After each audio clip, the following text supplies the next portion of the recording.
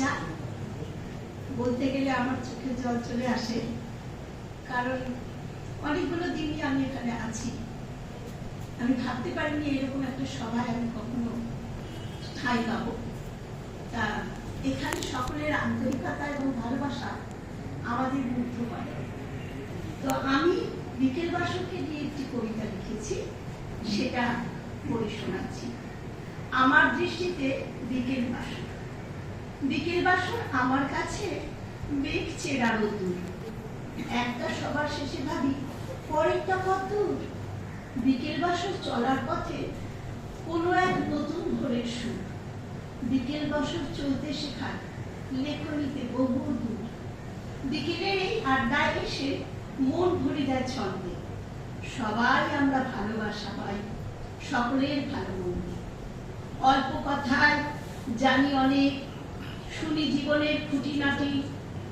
আড্ডা কিন্তু ভালোই জমে একদম ফাটাফাটি। সুরে সুরে ছড়ায় গানের সুরা, কান পেতে হই মাতাল। মোদের জলসায় ভরে ওঠে ওগো শরৎবাবুর চাতাল।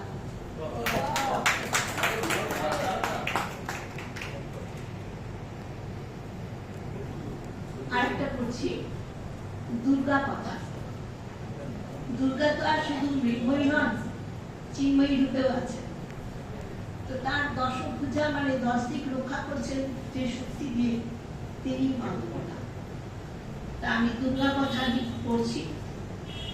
আমার দুর্গা সদাই শান্ত, ল্যাপটপে মুখ বুঝে, সারা দুনিয়ার খবর খোঁজে, চুপচাপ মুখ বুঝে।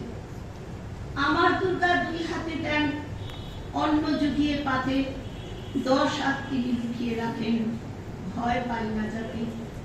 তোমার দুর্গা খবর শোনায় বোকা বাক্সের খোপে, ওদের দুর্গা সেই খবরে যায় গো বেজার চোখে, যায় গো বেজার খেপে।